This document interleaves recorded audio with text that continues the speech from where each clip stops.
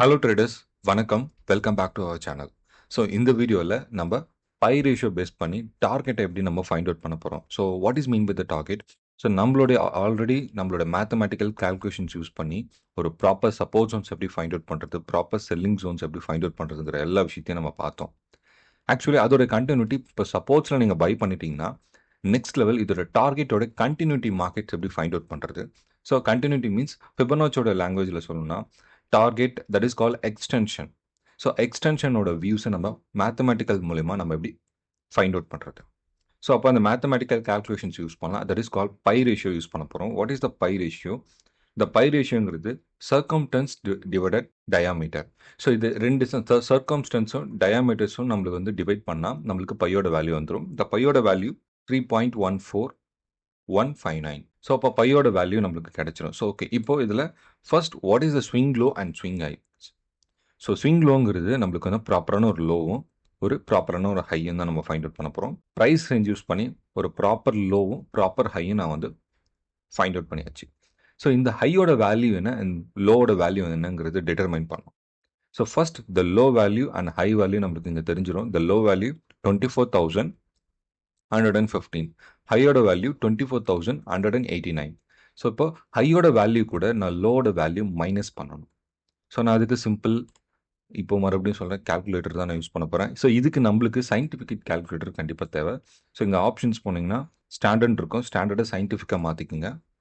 24,189 minus 24,150. So என்னோட value 74ங்கிற value கிடைச்சிருக்கு. அப்போ 74 வேல்யூங்கிறது எனக்கு வந்து ரேஞ்ச், அதாவது இந்த ஒரு ஸ்விங் லோலேருந்து ஸ்விங் ஹை வரைக்கும் ஒரு ரேலி போயிருக்கு. கிட்டத்தட்ட 74 பாயிண்ட்ஸ் நம்மளுக்கு வந்து ரேலி கிடைச்சிருக்கு.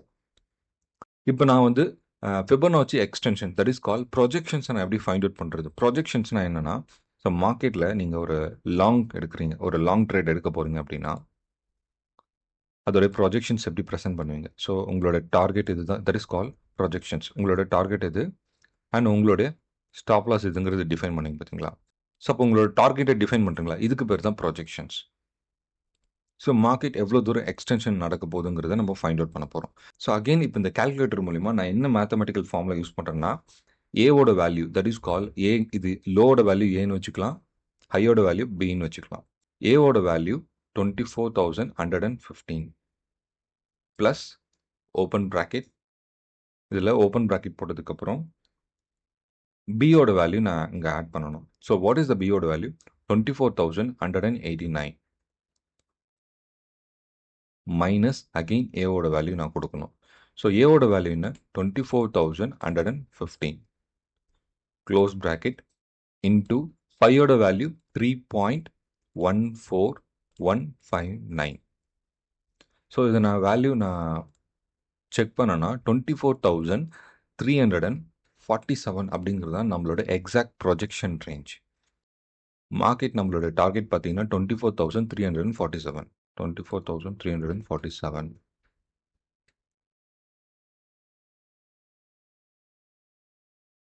ஸோ எக்ஸாக்டாக இதுதான் நம்மளுடைய பர்ஃபெக்டான டார்கெட். அதாவது ஒரு proper swing low and swing high நம்ம வந்து ஃபைண்ட் அவுட் பண்ணிடுறோம். அந்த ஸ்விங் லோ ஸ்விங் ஹையோட ரேலி பாயிண்ட்ஸ் எவ்வளோங்கிறது ஃபைண்ட் அவுட் பண்ணுறோம். இதோட லோ டு ஹைக்கான வேல்யூ டிவைட் பண்ணிவிட்டு அதுக்கு பை ரேஷியோ கூட நம்ம மேத்தமெட்டிக்கல் ஃபார்மில் யூஸ் பண்ணால் நம்மளுக்கு டைரெக்டாக எக்ஸ்டென்ஷனோட வேல்யூஸ் நம்மளுக்கு ஈஸியாக ஃபைண்ட் அவுட் ஆகிடும். So break even find out பண்ணதுக்கப்புறம் ஆஃப்டர் பிரேக் ஈவனுக்கு அப்புறம் உங்களோட ட்ரேட் நீங்கள் எக்ஸிக்யூட் பண்ணிங்கன்னா மார்க்கெட் நல்ல ரேலி ஆகும். ஸோ இப்போ மார்க்கெட் பார்த்தீங்கன்னா நேற்று க்ளோசிங் ஆன times 24,334, almost nearby the target கிட்ட போயிடுச்சு.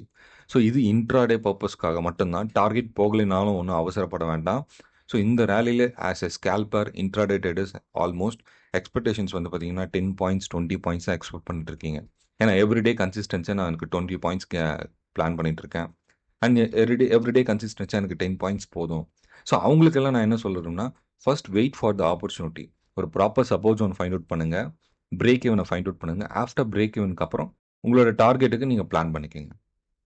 ஸோ எடுத்த உடனே எப்பவுமே டார்கெட்டுக்காக வெயிட் பண்ணோம்னா, டார்கெட்டுக்காக யார் வெயிட் பண்ணுன்னா, proper risk management money management follow பண்ணுற மாதிரி இருந்தால் மட்டும்தான் நம்மளால் வந்து டார்கெட்டுக்காக வெயிட் பண்ண முடியும். ஸோ ஏன்னா நிறைய இதில் டைம் டிகேஸ் இருக்குது. ஸோ அந்த இஷ்யூஸ்லாம் நீங்கள் ஃபேஸ் பண்ணணும். ஸோ கண்டிப்பாக இந்த வீடியோஸ் உங்களுக்கு ரொம்ப யூஸ்ஃபுல்லாக இருக்கும்னு நினைக்கிறேன். ஸோ நீங்கள் ட்ரை பண்ணிவிட்டு உங்களுக்கு ரிசல்ட்ஸ் வருதா வரலையாங்கிற விஷயத்த நீங்கள் ஜஸ்ட் கமெண்ட் மட்டும் பண்ணுங்கள். Thank you so much and bye bye.